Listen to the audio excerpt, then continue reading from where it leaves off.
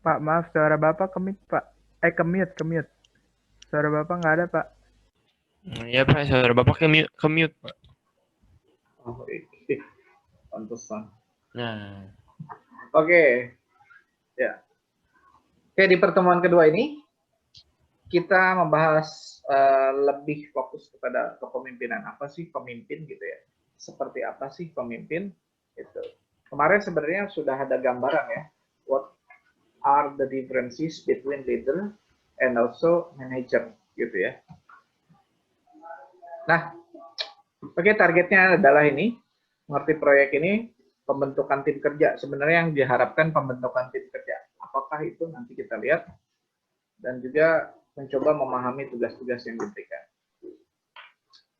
Kepemimpinan urusan siapa? Kata kuncinya urusan semua orang. Jadi kemarin saya bilang bahwa leadership is a mental. Jadi kalau misalnya mental Anda, gitu ya, mental Anda bukan seorang leader, pastinya Anda just do everything, apa sih, jarang untuk menyelesaikan masalah, problem solving gitu ya. Jadi kalau jiwanya adalah leader, berarti dia selalu melakukan problem solving dan tidak ya begitu-gitu aja, apa yang dikerjakan ya gitu-gitu aja gitu. Jadi dia akan berpikir bagaimana ke depannya, lalu apa yang harus dilakukan, dan bagaimana harus meningkatkan. Nah, itu leader. Gitu ya, sekali lagi, that is leader. Oke. Nah, lalu kalau misalnya kita jadi member gitu ya, leadernya kan udah ada, kita anggotanya. Apakah kita tetap menjadi member selamanya? Gitu ya? Ya tidak. Makanya kan selalu ada pergantian. One day kita bisa menjadi leader. Nah, akhirnya leader itu ada di dalam jiwanya seseorang. Makanya terus apa sih namanya? Terus dikembangkan gitu ya. Jiwa kepemimpinan seorang itu terus dikembangkan. And so that kalau misalkan apa namanya, sebagai kita anggotanya gitu ya, otomatis yang namanya kalau udah jiwanya ada leadershipnya, itu pasti siap memimpin dan siap dipimpin kapanpun itu. Sekali lagi, siap memimpin dan siap dipimpin. Ya, siap memimpin dan siap dipimpin. Berikut ya. Oke, kita diskusikan sebentar. Siapakah seorang pemimpin itu, kegiatan apa saja yang membutuhkan seorang pemimpin, dan sebutkan pemimpin-pemimpin besar. Siapkan pemimpin-pemimpin besar. Saya minta Odading Mang Oleh. Ya, yang namanya Odading Mang Oleh itu akunnya. Oke, bisa diaktifkan video, kemudian itunya. Saya minta siapa pemimpin besar yang Anda kenal? Odading Mang Oleh.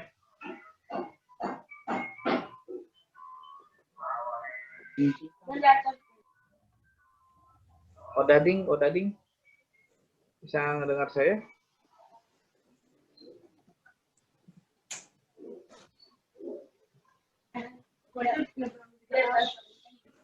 Odading Mang Oleh kemana nih?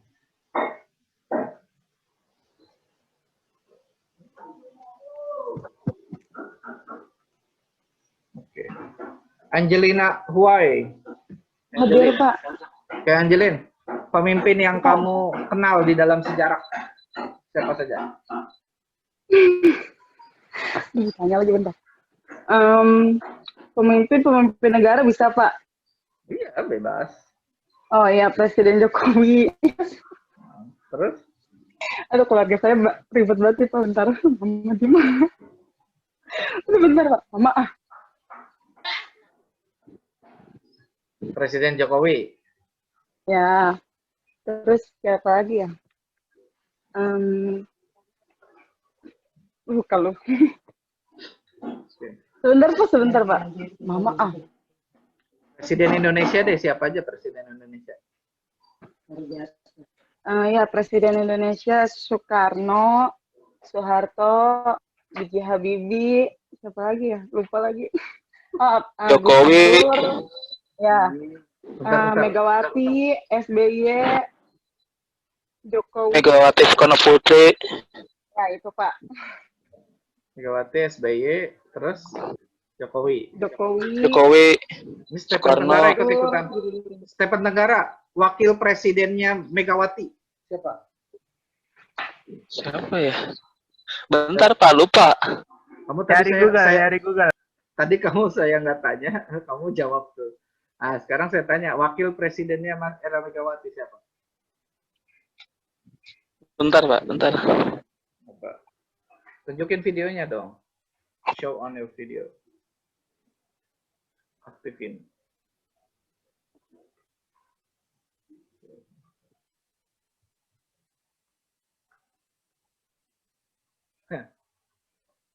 Harus googling dulu ya. Kevin Diwirya. Siapa? Wakil Presiden era Megawati. Lupa Pak. Esther. Esther. Oke. Iya Pak, hadir. Wakil Presiden SBY periode kedua. Hamzah, namanya itu susah. Oke. Berarti harus cek dulu ya. Harus cek googling dulu ya. Hamzahas. Oke. Ya itu, betul. Ya. Oke. Tadi Angelina Huai berarti di antara presiden Indonesia itu yang kamu menjadi role model kamu Jokowi. Ya Jokowi. Apa perbedaan Jokowi dengan Soekarno, Soeharto, dan yang lainnya? Perbedaannya Pak. Aduh apa? Aduh saya nggak bisa. Kenapa kamu mengidolakan Pak Jokowi? Karena dia apa ya, sama aja sih. Kalau Soekarno kan dia memperjuangkan kemerdekaan. Terus kalau Jokowi dia memimpin kemerdekaannya lebih baik sih daripada yang sebelumnya ya. Terus lebih jujur. Memimpin kemerdekaan. Berarti belum merdeka dong. Enggak, maksudnya ngejalanin negaranya lebih baik gitu Pak. Oke. Berarti SBY kurang baik. Baik, semua baik sih. Cuma Jokowi lebih better lah Pak, menurut saya. Lebih tegas. Ukurannya dari apa? Betternya. Ukurannya dari apa? Dari apa ya? Pokoknya bingung juga kalau ditanya gini Pak. Lo sorry kalian semester 7 atau semester 5 ya? 3. 3 Pak. Semester 3, Pak. Oh, iya semester 3. Oke lah semester Siapa? 3. You can give the argumentations gitu. Oke, thank you Angelina. Stephen Tenggara. Oh ya, Please turn on your video, Stephen Tenggara. gimana ya? Oke. Nah, sudah videonya aktifkan.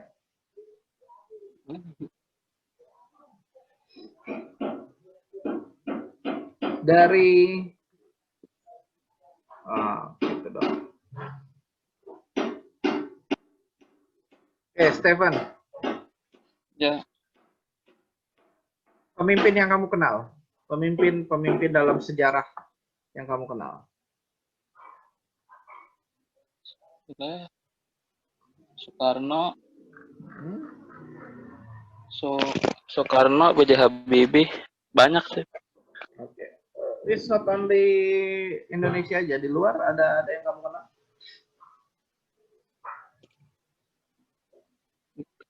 Nggak ada. Nggak ada.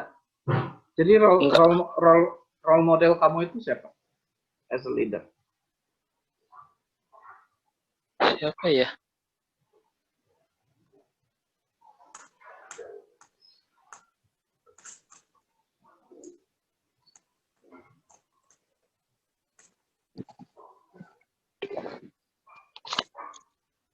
Role model kamu. Jokowi is a role model kamu?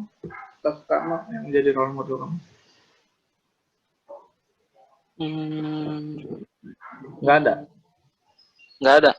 Oke, thank you. Semuanya saya harapkan untuk aktifkan videonya ya, semuanya ya. Soalnya ini hampir semuanya nggak ngaktifin. Nah, Ya Pak, saya pakai komputer nggak ada kameranya Pak. komputer zaman kapan tuh? Iya. Komputer PC Pak, bukan laptop. Oke. Saya pengen ke Renaldi Latif. Renaldi Latif. Ada Renaldi Latif? Ya Pak, Oke. Renaldi Latif. Renaldi Latif. Iya. Pemimpin yang kamu kenal tadi? Seperti jawaban saya sama presiden Pak. Iya, siapa presiden? Siapa banyak pasti. Kayak Soekarno, B.J. Habibie, Pak Jokowi, ya itu loh Pak. Itu aja.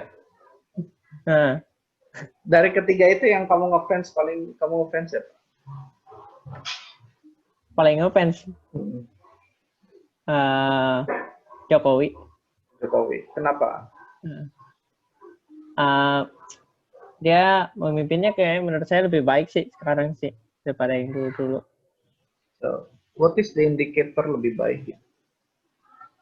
Mungkin kan udah perbedaan zaman ya. Kalau dulu kan kayak Soekarno kan memimpin itu kemerdekaan. Kalau Jokowi sekarang lebih ke organisasi zaman sekarang gitu lah Pak. Zaman sekarang kayak gimana organisasi zaman sekarang? Bedanya organisasi zaman sekarang sama zaman dulu apa? Itu gimana itu bilang ya?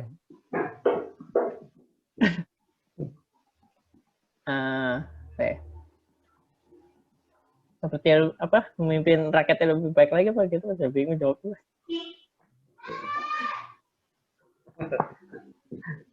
Ya udah. Bingung saya jawab Pak. Kenapa gak bisa membuat indikator? Dewi Sintananda. Iya, Pak. Dewi Sintananda, pertanyaan yang sama. Ya. Saya lebih suka Soekarno sih, Pak. Soekarno. Oke. Iya. Nah, ini boleh berikan argumentasinya. Karena Soekarno itu kan pemimpin Indonesia pertama sejak sebelum kemerdekaan itu. Jadi dia udah jadi tokoh masyarakat, tokoh yang bantu Indonesia supaya bisa melewati masa penjajahan gitu lah Pak. Jadinya menurut saya dia itu orang yang memiliki jiwa kepemimpinan yang tinggi gitu Pak. Oke. Ya. Halo. Ya,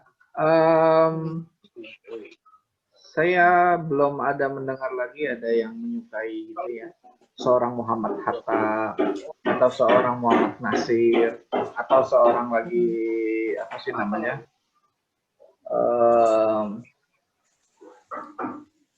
tokoh yang lain juga.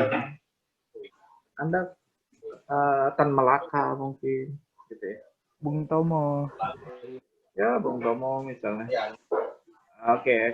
That's great. Tapi atau ada yang memiliki pandangan great leader misalnya dari luar negeri. Dandi ada ini nggak Dandi? Ada yang kamu idolakan nggak di luar negeri? Nelson Mandela kan. Nah, sama. Wih, luar biasa. Sama dong. Kenapa Nelson Mandela? Why Nelson Mandela? Nih. Karena jiwa kepeduliannya dia yang tinggi, karismatik juga Pak, tipe kepemimpinannya. Iya. Terus dia membela bangsa kulit hitam gitu. Iya. Kalau nggak salah. Ya. Apa bedanya dengan Martin Luther King? Aduh, siapa? Itu. No. If you read Nelson Mandela, pasti kamu akan melihat pasti akan terhubung dengan Martin Luther King. Wait. Kalau Tapi saya kurang ngedengar sih kalau misalnya yang pemimpin yang itu nggak tahu. Martin Luther King. Martin Luther King nggak tahu. Nggak tahu, Pak. Nggak tahu. Betul, Pak. Sabar dicari dulu deh. Oke. Sun Yat-sen? Kenapa? Tahu. Luther Tahu. King ya? Martin Luther King gitu ya. Jadi itu akan terhubung. Pendeta ya, Pak? Ya betul. Oh. Seorang pendeta. Ada Martin Luther King, kemudian nanti terhubung lagi dengan Che Guevara. Kalau kamu suka Soekarno nih, yang Dewi Sintananda. Kalau kamu Iya. suka Soekarno, pasti kamu terhubung dengan pemimpin Tiongkok pada waktu Sun itu. Yat-sen apa bukan ya? Bukan. Ada ya, lagi, Pak? Sun Yat-sen one of them, tapi bukan Sun Yat-sen. Ada siapa dulu ya, pemimpin komunis di sana. Jadi kalau kamu suka Soekarno, pasti kamu akan nge-link ke sana. Dan kemudian juga kamu akan nge-link ke Hos Cokro Aminoto. Gitu. Iya. Tahu Cokro Aminoto? Tahu. Oke. Berikutnya kalau if you kalau kamu suka, aku nggak tahu ya, jalur ke Jokowi itu kemana tuh? Kalau Jokowi saya nggak tahu. Tapi kalau Soeharto yang paling karismatik. Nah, tadi bilang Nelson Mandela karismatik ya. Lebih karismatik Nelson Mandela, Soekarno, atau Jokowi? Wah, berat. Ya.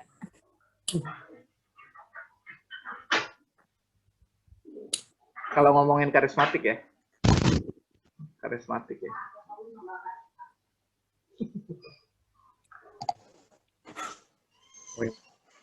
Mau. Dari 3, Michelle. Ada Nelson Mandela. Tahu Nelson Mandela nggak, Michelle? Hah? Michelle ada 2, Pak. Michelle Dwi Claudia. Oh, yang on. Michelle Dwi Claudia. Tahu Nelson Mandela? Tahu, cuman sekilas doang sih, Pak.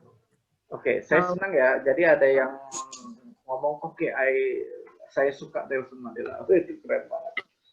Sudah berapa banyak memahami Nelson Mandela itu? Wah, itu keren banget. Yang Karena- saya tahu sama kayak tadi sih, Pak, yang diomongin Dandi sama Sinta sama. Dia memperjuangkan kesenjangan ras kulit hitam kayak gitu, Pak. Karena kan kalau di negara dia tuh mungkin pas zamannya dia itu kulit hitam itu rasis gitu loh, Pak, dirasisin gitu sama orang kulit putih kayak gitu coba. Zamannya dia tahun berapa sih? Nggak tahu. Iya, Pak. Nelson Mandela itu pemimpin apa? Boleh saya jawab? Memimpin apa? Organisasi yang Memimpin, dipimpin sama Nelson Mandela. Aduh, organisasi.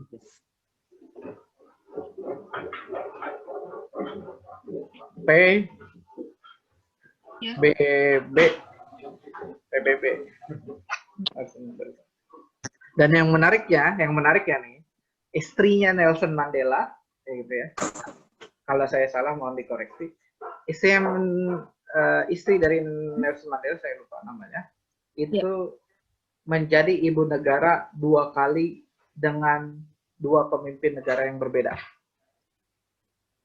Wow. Ya, jadi ketika Nelson Mandela wafat, gitu ya. Ini apa sih namanya, istri dari Nelson Mandela akhirnya menikah lagi dengan pemimpin Afrika Selatan yang pas memimpin lagi. Jadi dia jadi ibu negara 2 kali dengan 2 itu yang berbeda. Gitu. Jadi, oke. So berarti memahami Nelson Mandela masih sedikit lah ya. Pelajari lagi ya, karena menarik banget. Ketika kamu bilang Nelson Mandela itu great. Kalau ketika kamu ngomong Soekarno juga itu great juga. Tapi kalau Soekarno tadi kamu akan bisa memahami apa itu landasan filosofis Marxisme gitu ya. Dewi Sinta udah sampai belajar itu Marxisme. gitu. Apa yang dimaksud Marxism gitu ya. Dan mengapa Nasakom, do you know Nasakom yang dicetuskan oleh Soekarno? Nasionalis, agama, dan komunis gitu. Nasionalis, agama, dan komunis. Oke. Ya, itu terlalu jauh itu masuk ke ideologi nanti. Oke. Jadi ketika mempelajari geografi, baca tuntas gitu ya. Baca tuntas karena menarik banget gitu ya. Saya hampir membaca semuanya termasuk. Jadi kalau ketika saya baca Soekarno gitu ya, kalau saya baca Soekarno, akhirnya nanti terhubung dengan pemimpin, saya lupa nama pemimpin Chinese pada saat itu yang komunis ya. Karena Soekarno itu menggabungkan 3 unsur dasar yang itu akhirnya ditentang banyak orang, tapi juga pengen ditunggu seperti apa gagasan dari Nasakom itu, nasionalis, agama, komunis. Karena nasionalis baik dan agama maupun komunis ini sulit untuk bersatu dimanapun, dimanapun sulit berdiri. Dan komunisme yang diambil dari Soekarno itu bukan komunisme ala Soviet, tapi komunisme ala Chinese, gitu. Komunisme ala Chinese. And finally sekarang kelihatan komunis kuat, Chinese kuat, lihat, gitu ya. Chinese cukup kuat, gitu. Walaupun digempur oleh Amerika Serikat, gitu ya. Ini Chinese kuat. Nih. Oke, bahkan negara-negara yang aman dari COVID itu negara-negara yang mungkin komunisme. Vietnam kuat, gitu ya. Chinese, gitu ya. Korea Utara, gitu ya. Yang safe dari COVID. Yang agak lebih safe dari COVID. Oke. Pemimpin-pemimpin yang kenal dalam sejarah, saya harap untuk bisa mempelajari lagi, tidak harus pemimpin negara, pemimpin di di bidang-bidang ekonomi juga boleh, pemimpin di bidang manajemen, di bidang ekonomi itu banyak juga, gitu ya. Termasuk Donald Trump dulu menjadi one of the best leader in economic, gitu ya. One of the best leader in economic. Oke.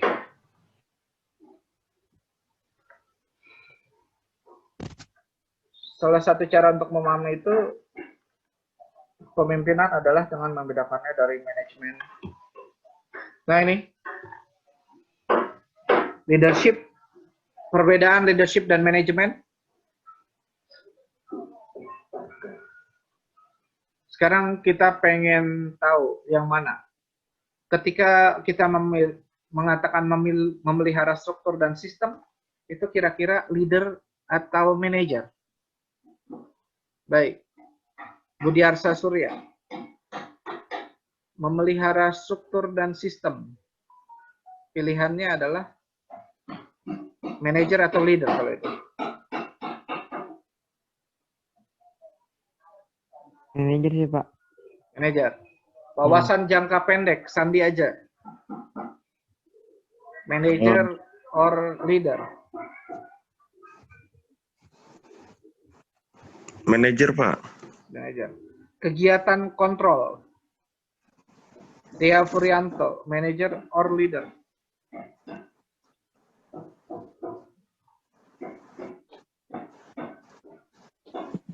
Manajer.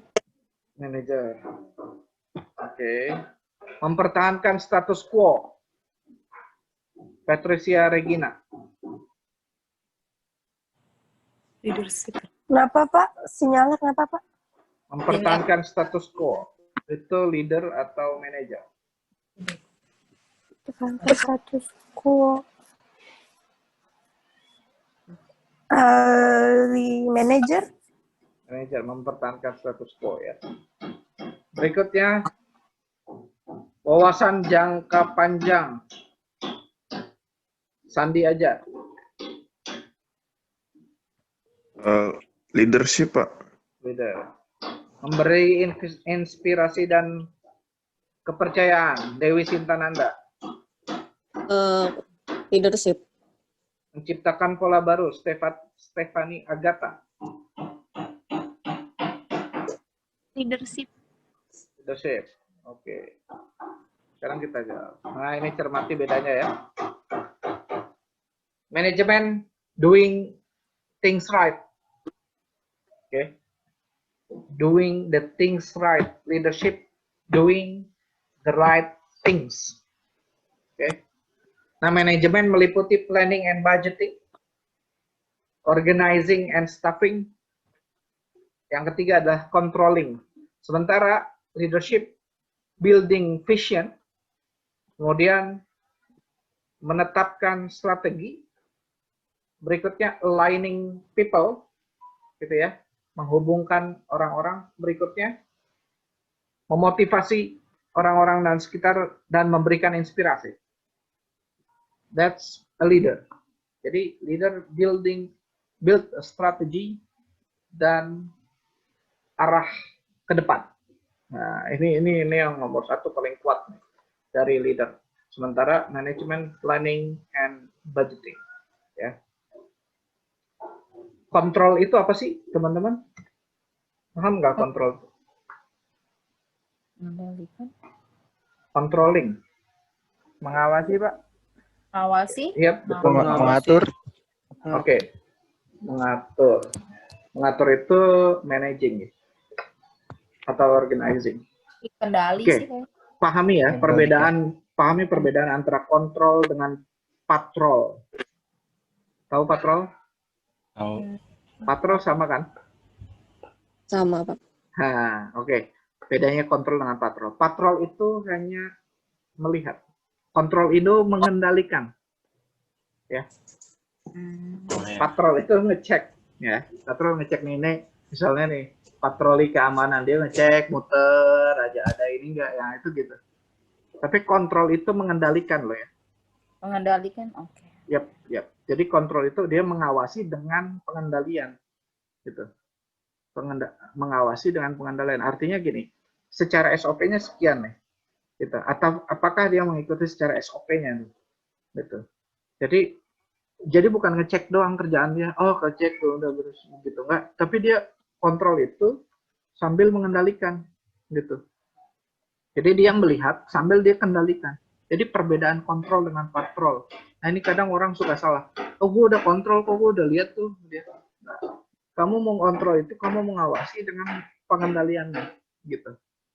Jadi kalau misalnya kamu menempatkan orang, gitu ya. Kamu menempatkan orang misalnya untuk ngecek jalur air di pintu air 10 gitu ya. Gitu. Nah di situ Anda it's not only checking, tapi kamu lihat bagaimana orang itu bekerja sejauh apa, gitu ya. Kemudian apa yang kurangnya di situ, apa yang lebihnya, apa yang baiknya, gitu ya. Bagaimana dia melaksanakan itunya, apa sih namanya, koordinasi dengan yang lainnya. Gitu. Jadi di situ Anda bisa melihat dan berikutnya Anda mengontrol itu apabila Anda mengendalikan itu apabila ada yang sesuatu yang kurang baik gitu ya. Sesuatu hal yang tidak tepat dilakukannya. Nah, itu controlling gitu. Beda dengan patrol. Patrol itu just checking. Oke. Udah kelar, selesai gitu ya. Jadi kayak gitu. Nah, berikutnya leader itu dia punya building a mission. Jadi building a vision. Dia itu punya visi arah ke depannya mau seperti apa. Nah ini terkadang manajer itu belum tentu punya itu gitu. Belum tentu punya. Manajer makanya leader itu dia adalah mental dan bakat tuh ada di dalam sini itu. Gitu. Jadi dia udah punya apa sih arah ke depan gitu ya, strateginya mau kemana, kemudian dia lining people itu menghubungkan orang-orang, kemudian juga bisa mempengaruhi orang untuk dia ikut gitu ya, kemudian menginspirasi. Oke, ini gitu. Jadi misalnya saya punya bendera A gitu ya, saya mau punya bendera A gitu, saya pengen ngajak kamu ke bendera ini karena saya punya tujuan ke sini gitu. Nah, itu dia punya arah yang mana dia harus komunikasiin idenya, kemudian dia supaya capai tujuannya. Jadi kayak gitu. doing right things. Bagi dia right, ya udah dia jalan. Jadi kayak gitu. Oke. Ada pertanyaan sampai sini? Belum, Pak. Belum ada, Pak. Belum ada, Pak. Oke. Lanjut ya. Apa yang lebih sih dari leadership dan dibanding manajer? Kira-kira teman-teman? Ya, ini dia. Memimpin adalah suatu tindakan untuk menggerakkan orang-orang lain ke arah tujuan tertentu. Tadi yang saya bilang, kalau kita punya bendera yang kita yakini itu adalah baik gitunya, kita coba komunikasikan ke orang untuk mempengaruhi. Mempengaruhi itu karena bagi dia it's a positive way, itu kemudian dia bergerak, kemudian dia lawan keinginannya, terus dia memimpin itu ya. Dengan kata lain, memimpin adalah dengan sengaja mempengaruhi perilaku atau tindakan orang-orang lain atau suatu kelompok. Nah, itu dia. Aspek pemimpin. Memimpin pada masa silam ya waktu itu. Memimpin berarti bersama pengikut melaksanakan tugas. Masa silam.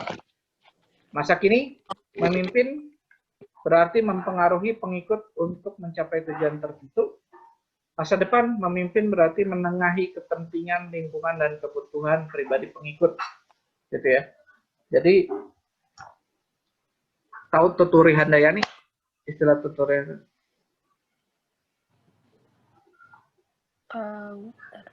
Tahu istilah Tuturi Handayani? Apa? Tahu. Isi dari Tuturi Handayani apa? Pak.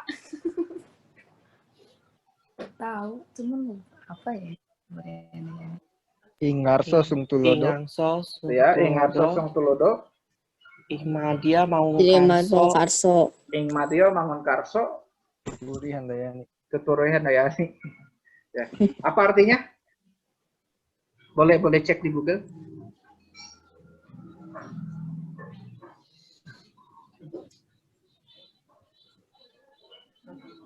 Seorang pendidik harus bisa menjadi teladan di tengah murid, pendidik harus bisa memberikan ide, dan di belakang seorang pendidik harus bisa memberikan dorongan. Oke. Pertama apa pertama? Ingat dia mangun Karso. Ingarso Sungtulodo. Oke, artinya ya, Sungtulodo itu artinya apa? Ingarso Sungtulodo apa? Pemimpin harus menjadi bisa memberi teladan ya. Teladan. Oke. Teladan. Dan mendorong. Yang kedua, ing madio mangun karso. Apa? Seorang guru harus dapat menciptakan ide dan membangun semangat. Oke. Yang ketiga, Tuturi Handayani. Memberikan dorongan dan arahan. Oke. Artinya gini ya, Ingarso Sungtulodo, teladan berarti posisinya ada dia lebih baik atau lebih di depan ketimbang di itunya. Jadi pemimpin itu ada 3. Pertama dia di depan, gitu ya, di depan. Kedua dia ada di tengah, gitu ya. Yang ketiga dia ada di belakang. Nah, gitu. Oke. Kalau Anda nonton film-film perang zaman dulu itu pasti kaptennya di depan. Ya kan? Panglimanya di depan, yang paling hebatnya di depan gitu. Nah, tapi kalau Anda main catur rajanya itu di belakang. Gitu ya. Nah, tapi ada juga pemimpin yang di tengah gitu. Pemimpin yang di tengah. Jadi, kalau dia di tengah, dia mendorong gitu, sekaligus narik yang belakang gitu. Narik yang belakang dia dorong gitu. Nah, itu pemimpin. Nah, masa silam makanya pemimpin itu bersama pengikut melaksanakan tugas, dia ada di depan dia.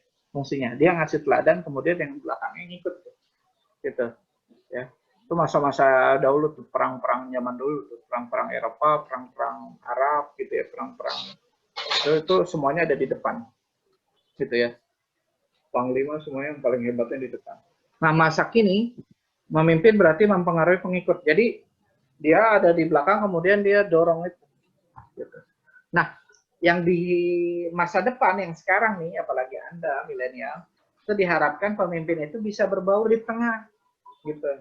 That's why saya bisa pahami Anda menyukai Pak Jokowi kayak gitu, karena dia berada di tengah-tengah orang, di tengah-tengah masyarakat, gitu ya. Di tengah-tengah masyarakat, dia bisa memberikan dorongan ke depan, dia bisa tarik ke belakang. Dia tarik ke belakang, dia tarik orang yang dari belakang ke depan, gitu. Jadi yang diharapkan kan pemimpin gitu yang sekarang, dia ada di tengah-tengah masyarakat, gitu. Dia ada di tengah, jadi menengahi kepentingan lingkungan dan juga kebutuhan pengikut itu sendiri. Jadi kayak gitu. Oke, bisa dipahami nih tiga karakter itu. Nah, kalau udah bisa dipahami, kita migrasi lagi zoomnya. Oke, karena timesnya udah mau off nih, kita migrasi lagi. Oke, sorry ya. Nah, inilah kalau masuk ke Zoom kayak gini. Wajar, Pak. Oke, thank you ya. Kita siap-siap pindah ke grup yang satu lagi. Oke, Pak. Oke, Pak. Pak.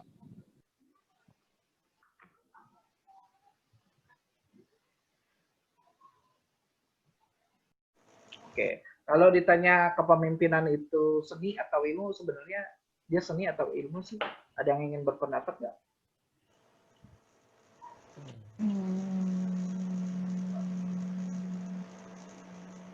Memimpin itu seni atau ilmu? Dua-duanya, Pak. Seni deh. Seni nggak sih, Pak? Ya. Basically dua-duanya ya. Basically dua-duanya. Tapi kalau saya sendiri lebih melihat bahwa itu seni, gitu. Iya, sama. Iya. Oke. Ada lagi yang lain, bahwa itu ilmu.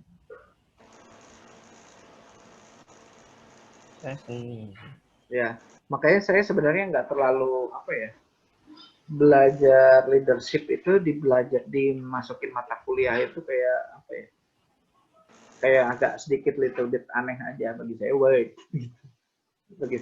gitu. Karena leadership itu seni yang kita gali dari pengalaman-pengalaman kita, itu satu. Yang kedua, memang seminar leadership for me perlu untuk melihat hal-hal yang berbeda gitu, hal yang different. Tapi kalau dijadikan ilmu ya kayak gini nih, scientific banget gitu kita bahasnya gitu. Sama kayak kewirausahaan gitu. Kewirausasahaan bagi saya itu seni juga, mental. Gitu. Bener nggak? Anda ada mata kuliah kewirausahaan nggak? Ada, Pak. Ada ya?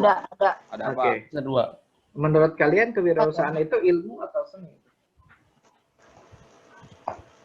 Seni, Pak. Seni.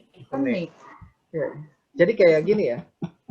Saya pernah nanya sama siapa pemimpin MNC Group. Gitu ya. Siapa namanya pemimpin MNC?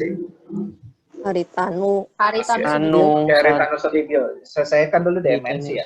Dan saya reporter MNC. Teman-teman waktu jurnalis kita seluruh karyawan MNC kumpul, kemudian kita ketemu sama dia, kemudian kita bilang, Pak, kalau nanti kita selesai kerja, Boya diperhatikan selagi kita kerja ini, kehidupan kita baik itu mungkin disiapkan perumahan atau apa segala macam gitu ya. Kan memang janjinya beliau kayak gitu. Di situ kalau kita sudah selesai kita bekerja ini, kita diharapkan bisa ya ngebuat itu kecil-kecilan, usaha kecil-kecilan. Apa jawaban dia? Gitu. Gini ya, kalau kewirausahaan itu nggak harus kalian kerja setelah selesai gitu loh. Ya, setelah selesai kerja, build usaha gitu ya. Kamu mau bangun usaha. Itu kata beliau. Dia udah ada wirausaha itu udah dibangun dari diri sendiri, dari mental Anda sendiri gitu. Jadi kalau misalnya ada kue segini, kemudian kue yang sebagiannya itu pengen kita dapetin ongkos dari kue yang sebagian gitu. Sorry, kita buat kue, sebagian untuk dimakan, sebagian kita untuk kita manfaatin untuk apa nih supaya dapat uang kembali lagi kita jual gitu. Jadi kayak gitu. Wirausaha itu nggak bisa sebanyak apapun kita kerja kemudian terus pengen berwirausaha setelah itu gitu. Ya. Dan saya rasa kalian-kalian juga nih ya, saya ngelihat berapa lama saya di Budi gitu, dan saya ngelihat kalian udah banyak punya mental wirausaha aja udah ada. Anak-anak Budi itu udah pada punya. Artinya itu turun-temurun mungkin ya kalian ya. Gitu.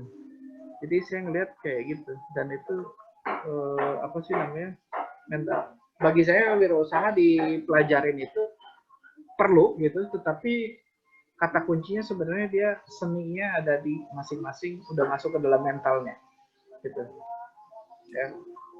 Saya berapa kali tuh tiba-tiba mahasiswa, Pak saya ngejual ini, mau beli nggak? Gitu langsung itu ada tuh, setiap mahasiswa ada aja di Budi itu ada aja gitu. Yang itu saya nggak temuin, saya ngajar di tempat lain loh gitu ya. Kayaknya emang udah mentalnya dibentuk untuk jualan kalian gitu. Mau jurusan apapun pasti ada jualan apa gitu. Itu kayaknya udah ada gitu, udah turun-temurun gitu. Jadi mental udah kebentuk, atau mungkin dari pengalaman-pengalaman turun-temurun dari melihat orang tua dan segala macam gitu. Itu yang saya bilang kalian tuh satu step lebih apa ya? Satu step lebih baik daripada kami itu. Gitu ya, yang keturunan Chinese. Satu step lebih depan terkait mental wirausaha. Itu yang berbeda. Itu yang membedakan kalian dengan saya. Gitu. Kamu satu step lebih depan untuk hal-hal itu. Saya terus perhatikan budaya-budaya di Budi selama 10 tahun lah saya lihat itu. Gitu. Dan ya itu, saya dapat jawabannya dari Pak Aritano. Wirausaha itu nggak bisa dipelajarin. Pelajarin ya sebagai basic teoritis, kemudian arahnya nanti ke depan, tapi mental itu yang ada di dalam. Sama, leadership juga sama. Ini seni, makanya bagi saya seni. Jadi leadership itu dipelajari itu dari pengalaman-pengalaman gitu ya. Kemudian bagaimana, tapi pengalamannya yang membentuk Anda problem solving, gimana untuk keluar dari sini, bagaimana keluar dari sini, jadi kayak gitu.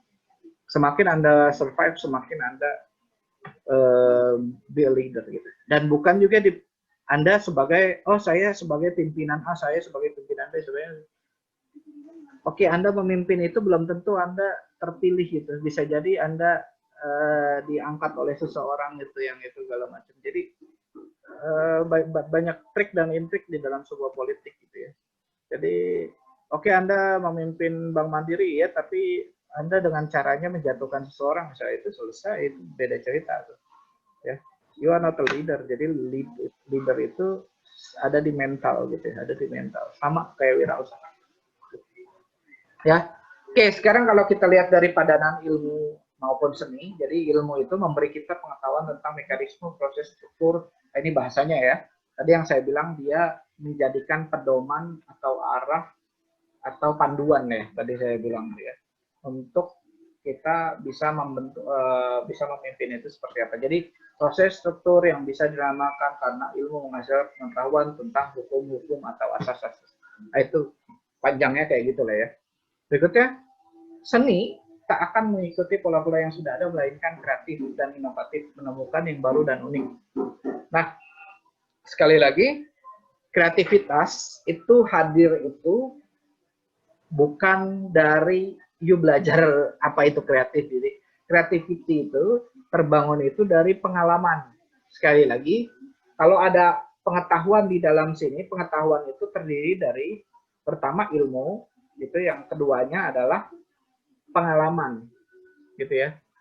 Jadi disinilah yang membuat Anda skill life, gitu ya. Life skill Anda itu kuat. Jadi ada kalau saya bilang tuh ada scientific skill, ada life skill. Life skill itu kemampuan hidup untuk beradaptasi dan segala macam. Itu gabungan dari pengalaman-pengalaman. Jadi teman-teman, bagaimana supaya bisa kreatif dan inovatif? Ya banyak main, kata kuncinya. Main yang jauh-jauh gitu, sejauh-jauh mana gitu ya. Semakin Anda melihat sebuah hal-hal yang baru gitu ya, semakin Anda melihat budaya yang baru, pengetahuan Anda banyak di sini, Anda try untuk meng-create sesuatu yang inovatif. Jadi kayak gitu, ya. Jadi ketika pengetahuan sama pengalaman banyak di sini, nah itu kreativitas dan inovatif pasti hadir, gitu ya. Sekali lagi, kreativitas dan inovatif pasti hadir. Dan jangan lupa Anda dengan teman-teman juga yang berpikir itu, gitu ya, berpikir demikian, gitu ya. Jangan Anda bersama teman-teman yang tidak pernah berpikir demikian. Karena ketika orang sukses itu nempelnya dengan orang sukses lagi, gitu ya. Coba deh, orang cantik pasti nempelnya sama yang cantik-cantik juga. Gitu. Gak juga loh, Pak. Nggak juga. Gak juga. Gak juga loh, Pak. Oh gitu. Soalnya kalau sorry ngomongin masalah wajah ya, nggak kayak gitu maksudnya. Soalnya kalau saya dulu pengalaman waktu ngekos kayak gitu, kalau kosan cewek cantik pasti dalamnya cantik semua. Walah. Pengalaman hidup ya Pak. Pengalaman hidup ya kayak gitu. Jadi kalau pengen dapetin cewek cantik ya harus ke kosan itu, jangan ke kosan yang lain. Jadi kayak gitu. Oke, lanjut. Nah, itu intermezzo aja ya itu ya. Ilmu sekaligus seni. Seorang pemimpin tidak hanya harus mengetahui pola hubungan dengan orang lain, tapi juga harus take risk. Nah ini kata kuncinya nih. Ini banyak yang nggak berani take risk, alias cuci tangan. Misalnya, ya jangan tanya saya, tanya sana nah, gitu. Nah, itu cuci tangan tuh. So leader dia harus tahu semua masalah, gitu. Bukan berarti harus dia yang kelarin dan itu semua masalahnya. Tapi dia bisa tahu, kemudian dia bisa tahu akar masalah dan mencoba bersama-sama merumuskan masalah itu untuk dia cari solusinya, gitu ya. Bersama-sama dengan timnya untuk mencari solusi. Jadi kayak gitu. Ya. Sekali lagi, pemimpin, manajer aja ada kekuatan kontrol, apalagi pemimpin, gitu ya. Sudah lebih di atas itu. It's not only controlling, gitu ya. Oke, kalau ngomongin kepemimpinan pasti kita akan terhubung dengan kekuasaan, gitu ya. Nah, kekuasaan alamiah itu istimewa dari tubuh dan pikiran manusia, gitu ya.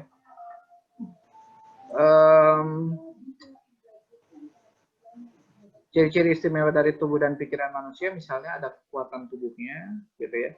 Semakin orang kuat itu semakin dia pede untuk berkuasa, benar nggak? Ya, semakin orang kuat, semakin dia pede untuk berkuasa. Betul. Kemudian bentuknya, ya. Jadi jangan heran kalau ada yang cowok-cowok misalnya udah ganteng, keren, gitu ya, jago silat dan segala macamnya, dia agak sombong, gitu. Ya wajar, gitu. Karena dia merasa menguasai semuanya, gitu ya. Ya itu wajar.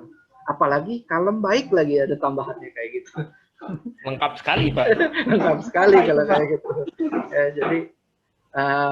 jadi orang itu bisa merasa dirinya menguasai, tapi berkuasa belum tentu pemimpin loh ya ini ya. Tapi jiwa-jiwa pemimpin itu ada ini menguasai gitu. Tapi kalau kita ngomongin kekuasaan secara itu belum tentu dia sebagai pemimpin gitu ya. Nah, yang ngebuat orang bisa berani berkuasa atau dia ini segala macam, nah itu hal-hal yang hadir di dalam dirinya gitu. Itu yang alamiah. Oke. Berikutnya kalau menurut Max Weber gitu ya, kemampuan atau potensi untuk mempengaruhi orang lain.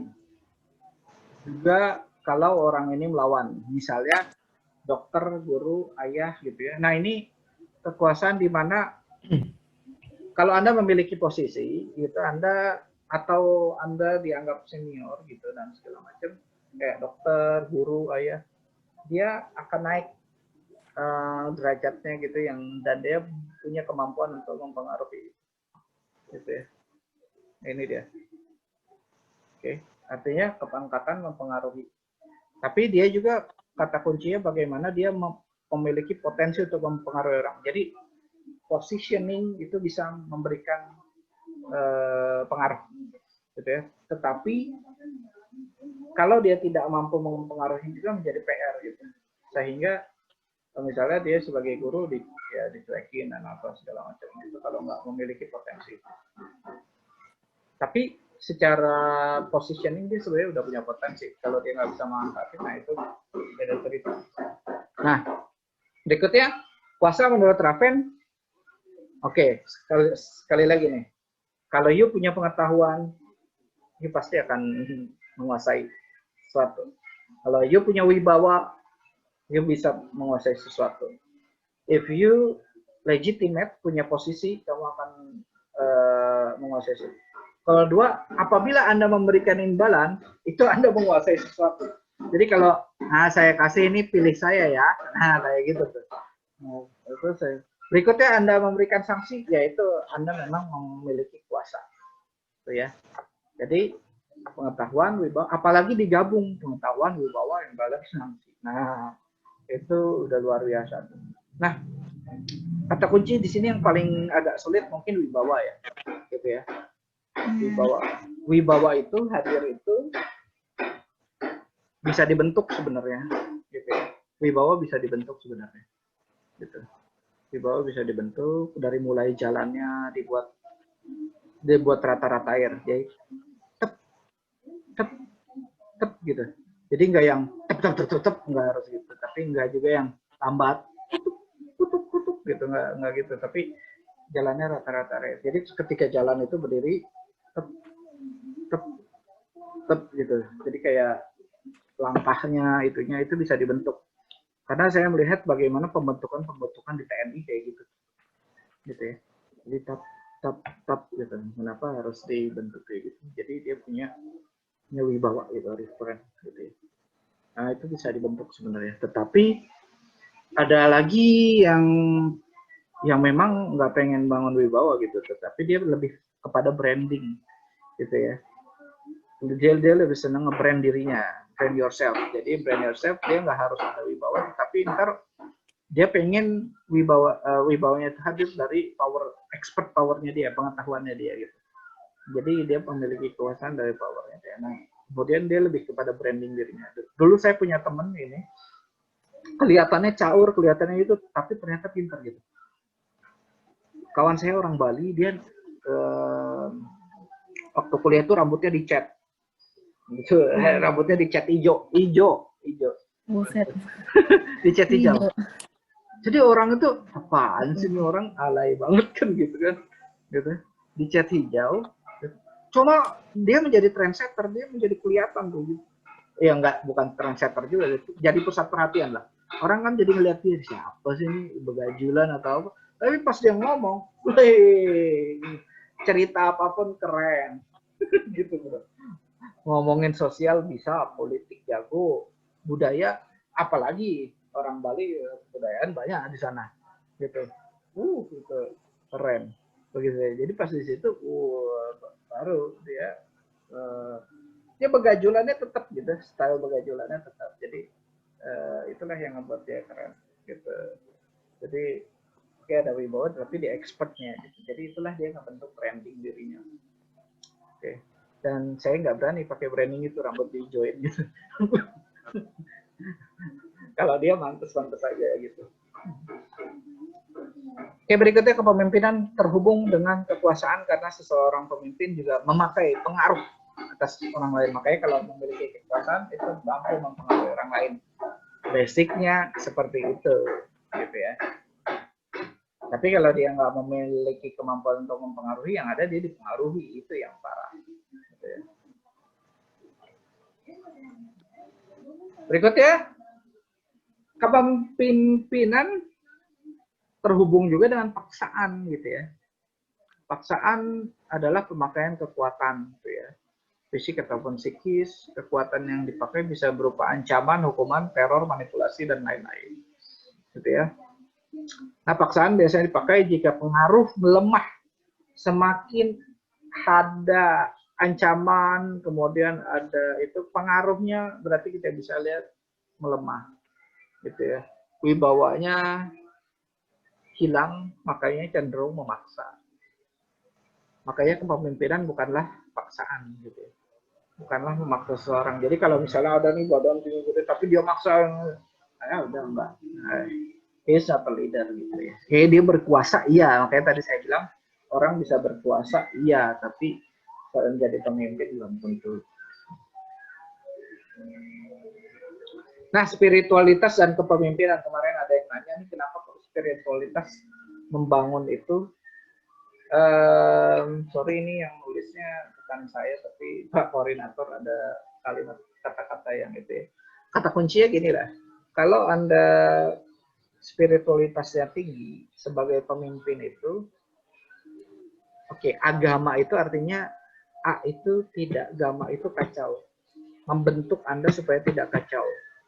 Jadi ada hal-hal batiniah yang ngebuat dia tetap rendah hati, gitu.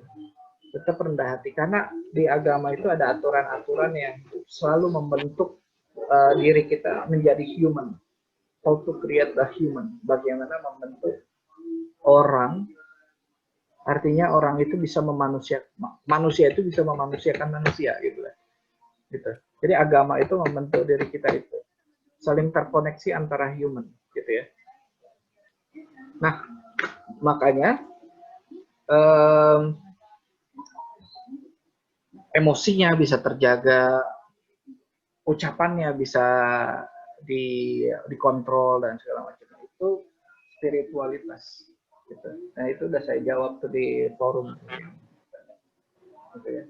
Kenapa kok seorang pemimpin memiliki spiritualitas itu kuat?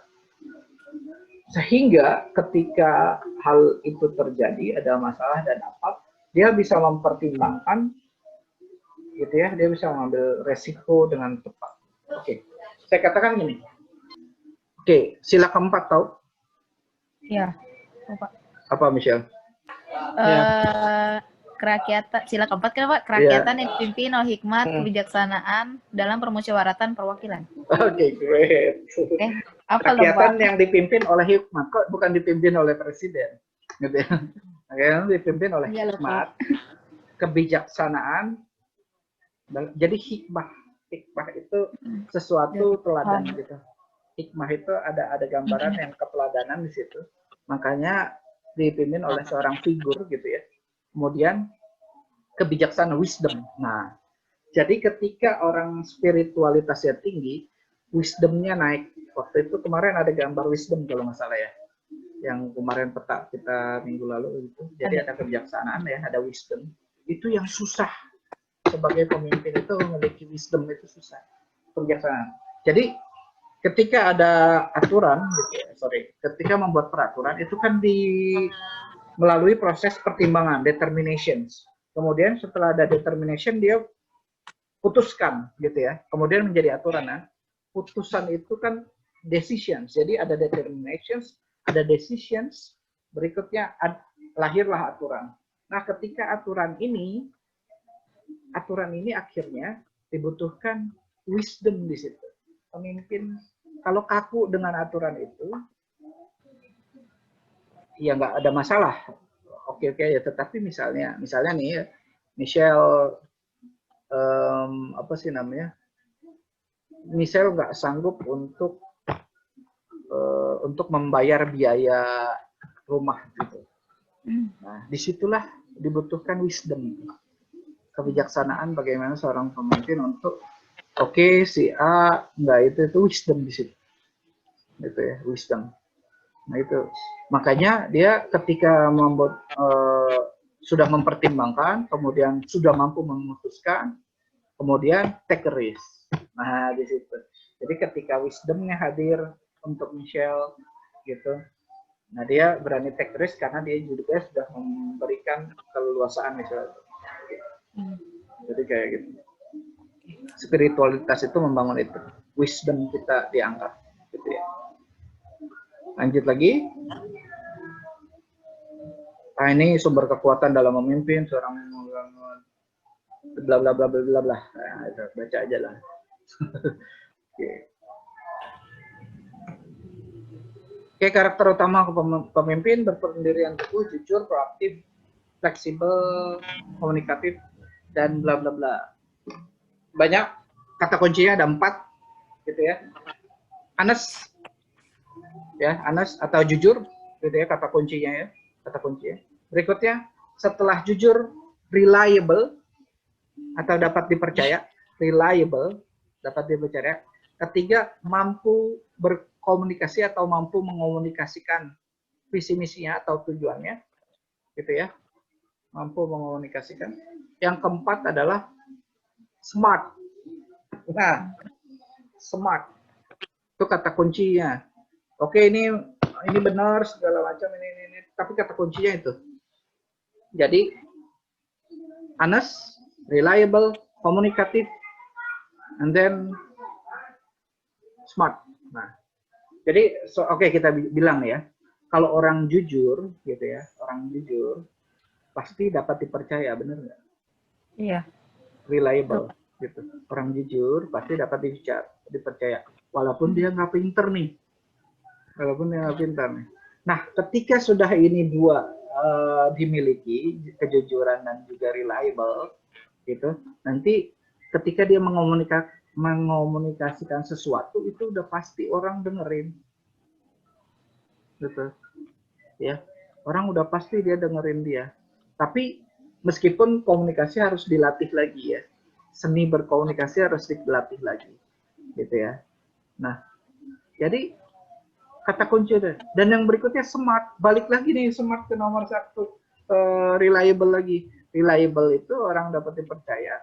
Ketika dia udah smart, dia bicara dengan fokus di bidangnya, orang akan terima tuh. Tapi kalau dia ngomong, bidangnya bukan gitu, orang nggak terima tuh, gitu ya. Nah, itu smart. Smart itu kecerdasan ya. Kecerdasan itu bisa, dia pengetahuannya banyak, pengalamannya juga, itu memahami strategi dan segala macam. Itu kata kuncinya itu. Ya. Jadi tambahan-tambahannya. For me ada 4 itu kata kuncinya. Dan yang nyari pemimpin jujur susah. Nggak mudah. Betul Pak. Ada juga jujur tapi belum tentu smart, gitu. Ada yang smart tapi malah pinternya minterin orang gitu. Nah, itu yang repot. Nah, pinter minterin orang. Oke. Berikutnya tipe-tipe kepemimpinan, ada otoriter, ada demokratis, ada karismatik, ada paternalistik, ya. Paternalistik. Nah, ini ada seorang guru, jadi dia pattern kalau dia udah di atas ya kita hormatin gitu, kayak gitu. Berikutnya ada yang karismatik, ini contohnya kayak Mandela, John F. Kennedy, Soekarno. Nah, Martin Luther King ada nih. Kemarin belum baca ya. Martin Luther King ada tuh. Saya itu baca sekilas gitu loh, Pak. Sekilas, Pak. Nah, ini demokratis, ada Mahatma Gandhi, John F. Kennedy.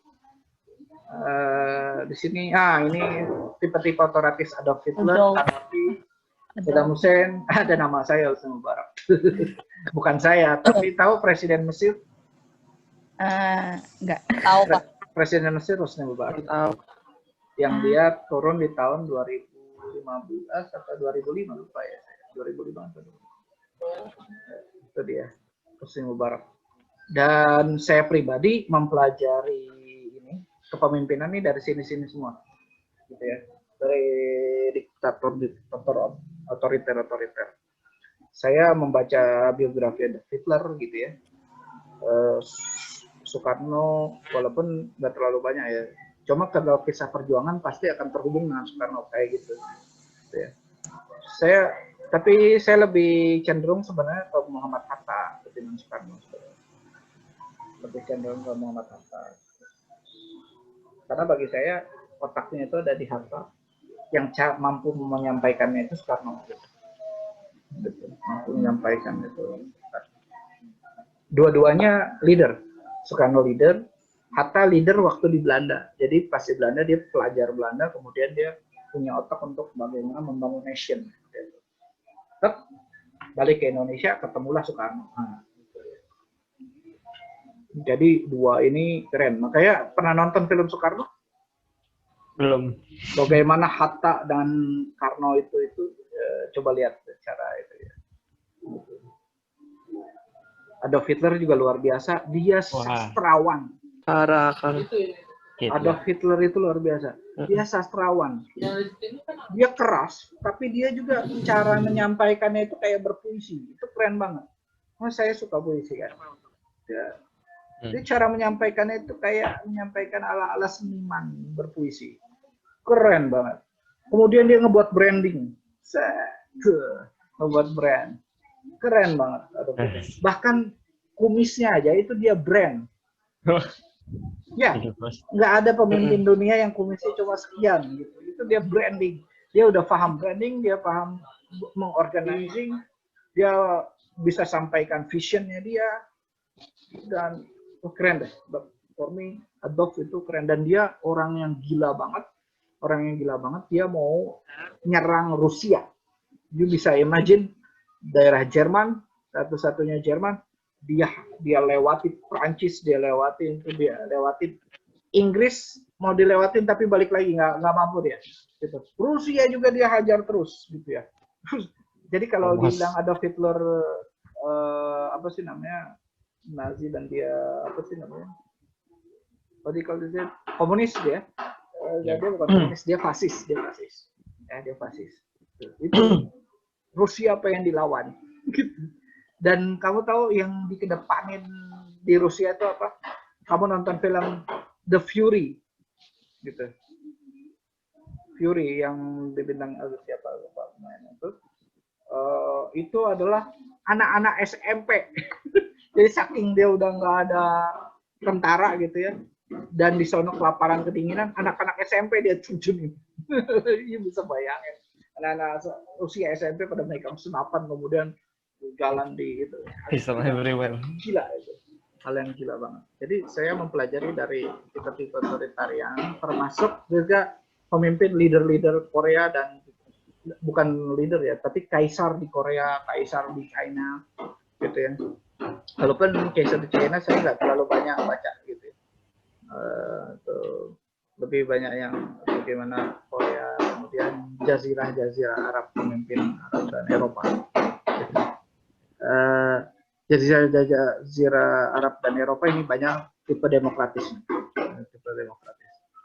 gitu ya. Jazirah Arab tipe karismatik, Jazirah Eropa banyak tipe demokratis. Tapi basicnya dulu kalau zaman dulu semuanya otoritarian karena semuanya kerajaan, Jerman kerajaan, Belanda kerajaan, Inggris kerajaan gitu ya. Mereka lah yang memimpin Eropa pada zaman itu. Dan juga dibangun juga. Jadi kalau Anda dunia itu dulu dipimpin dari pertama bangsa Yahudi, gitu ya, pemimpin dunia. Romawi juga ya Pak? Belum masih jauh Romawi. Yahudi, Persia, bangsa Persia itu Irak-Iran ya. Persia itu Irak-Iran. Berikutnya, jadi disebutnya bangsa Kaukasia. Kemudian masuk lagi ke bangsa Romawi itu baru Romawi ya, gitu. Baru masuk lagi ke bangsa. Jadi Amerika itu baru 100 tahun sekarang gitu, 100 tahun belakangan. Gitu. Apalagi, aduh lupa. Jadi dari Romawi, Yunani itu ya sebagian kecil aja itu kerajaan kecil aja. Jadi Romawi itu besar. Tapi sebelumnya itu ya Yahudi. Yahudi itu pertama, dan memang secara peradaban Yahudi itu hadir pertama kali gitu ya. Baru bangsa Irak-Iran, Persia, berikutnya bangsa Berikutnya bangsa Romawi itu. Oke. Lanjut lagi. Oh, ada tipe militeristik. Ini Pak Harto. Ya, menerapkan sistem komando dalam ini tahu. Sistem hilang. Militer.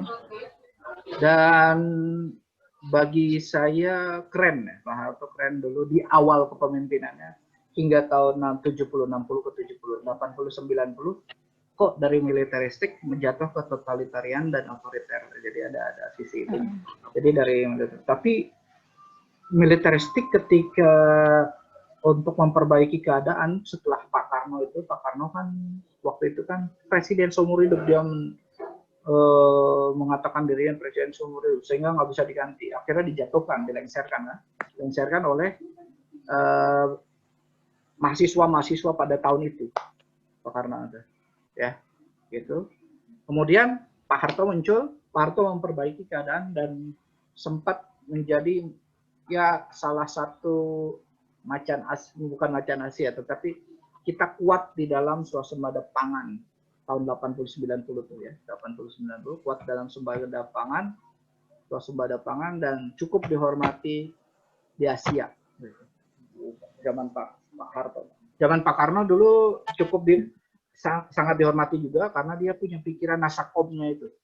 Gitu ya. Dia menjual nasakomnya, bukan menjual sih. Artinya dia nge-brand bahwa kamilah yang membentuk itu bisa